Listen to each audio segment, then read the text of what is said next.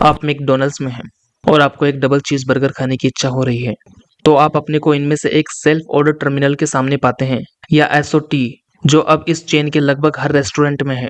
आप ब्राउज करना शुरू करते हैं और लास्ट में आप एक बिग टेस्टी बकून, फ्राइज, कोक के साथ प्लस नगेट्स और डेजर्ट के लिए मैक फ्लूरी खरीद लेते हैं। और जब आप अपने फूड को अपने सामने देखते हैं तो आप गिल्टी महसूस करते हैं, क्योंकि आपने शुरू में जितना चाहा था उससे कहीं ज्यादा ऑर्डर कर लिया है। बहुत से लोगों को फास्ट फूड रेस्टोरेंट में ये अनुभव हुआ है। सेल्फ ऑर्डर टर्मिनल के आने के बाद एवरेज ऑर्डर बड़ा और बड़ा होता जा रहा है। लेकिन क्यों? आज हम दुनिया के सबसे ज्यादा इस्तेमाल होने वाले यूजर इंटरफेसेस में से एक और इसके काउंटलेस ट्रिक्स के बारे में बात करेंगे, जो आपसे जितना हो सके उतना पैसा लेने के लिए बनाए गए हैं। मैकडॉनल्ड्स दुनिया की most valuable fast food chain है। 10 सालों में इसके स्टॉक प्राइस में लगभग 4 गुना वृद्धि हुई है। आज दुनिया में 40,000 से अधिक मैकडॉनल्ड रेस्टोरेंट हैं, जिनमें से कई so called restaurant of the future कहे जाते हैं। एसओटीज इस कॉन्सेप्ट की सफलता की एक की फैक्टर है। अपने बड़े टच स्क्रीन के साथ ये जॉइंट डबल साइडेड स्मार्टफोन जैसे दिखते हैं। मैकडॉनल्ड्स को फास्ट फूड इंडस्ट्री में इन टर्मिनल्स के मामले में पायोनियर माना जाता है। 2008 में यूरोप में पहली एसओटी मशीन का टेस्ट किया गया था। आज ये लगभग सभी रेस्टोरेंट में पाए जाते हैं। बर्गर किंग और केएफसी जैसे अन्य रेस्टोरेंट चेन्स ने भी जल्द ही इसी तरीकों को फॉलो किया।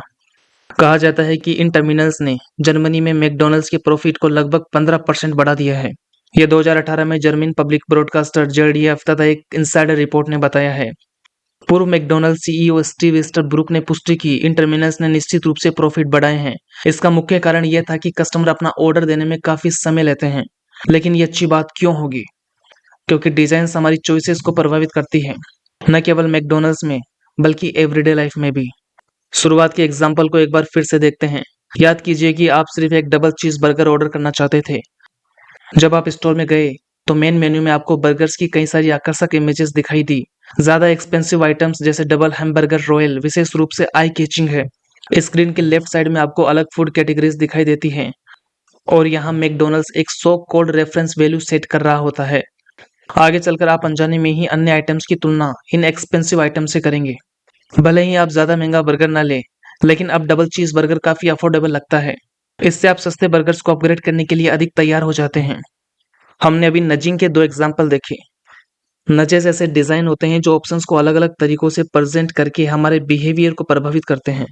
इस केस में साइड के आइकन्स बीच में प्रोमिनेंटली प्लेस्ड मेन्यू से बहुत छोटे हैं। इंटरफेस पर अधिक स्पेस आपके अटेंशन को अधिक डिमांड करता है।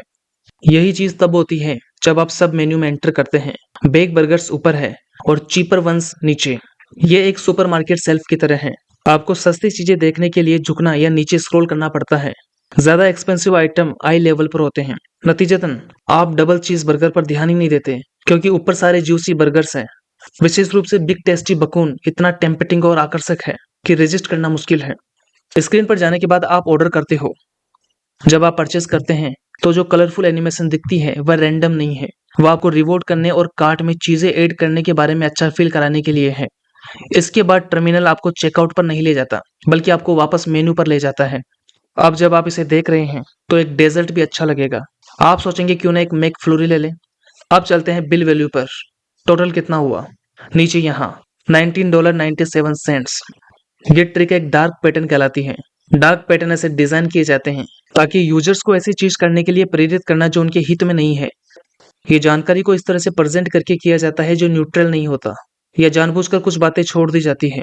एक क्लासिक एग्जांपल होगा ये colourful except all cookies button, जबकि सिर्फ कुकीज चुनने के लिए कई क्लिक्स लग सकते हैं।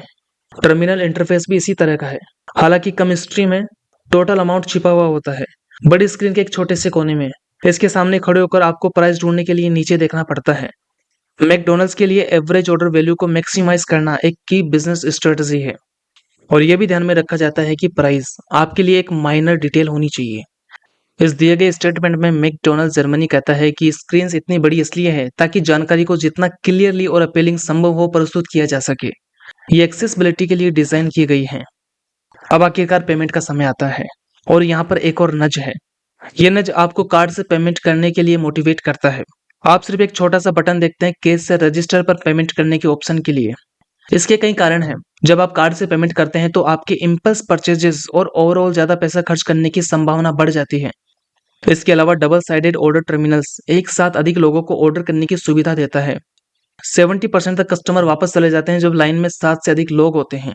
आप एक थिक मेन्यू, नगेट्स और डेजर्ट के लिए लगभग 20 यूरो का पेमेंट करते हैं। Total 2300 calories.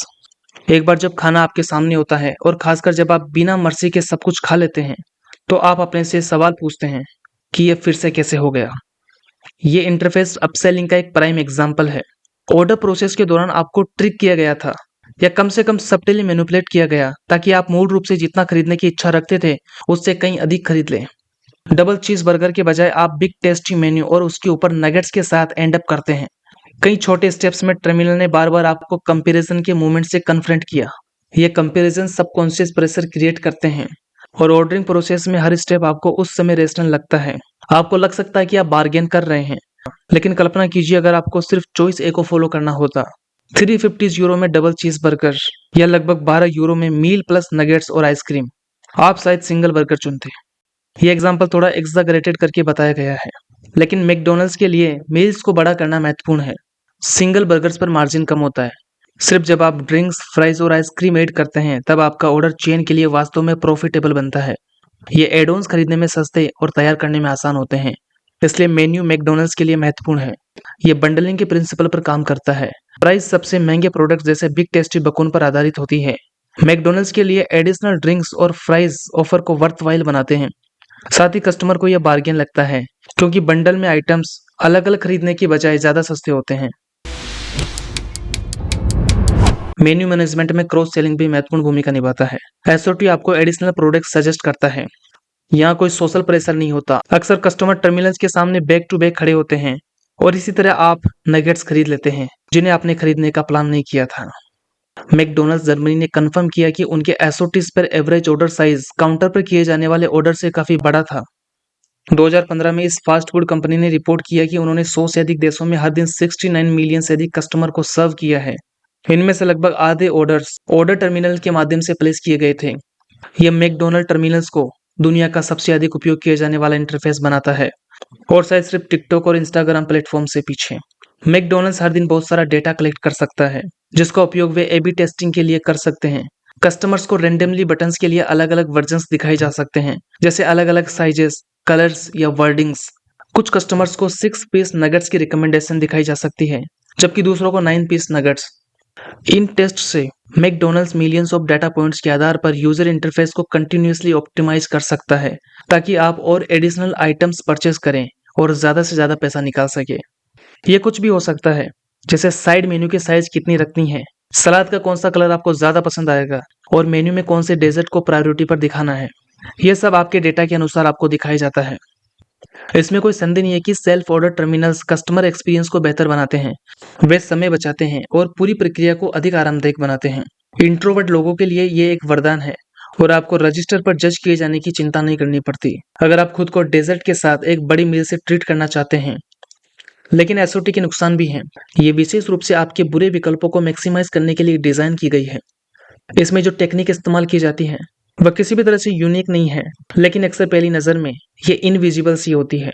आप सोच सकते हैं कि यह सब इतना पारदर्शी है और आप छोटे नगेट्स या डार्क पैटर्न से प्रभावित नहीं होते, लेकिन लोग होते हैं, वरना ये टर्मिनल्स इतने प्रभावी नहीं होते और मैकडॉनल्ड्स जैसी बड़ी कंपनी इनका उपयोग नहीं करती।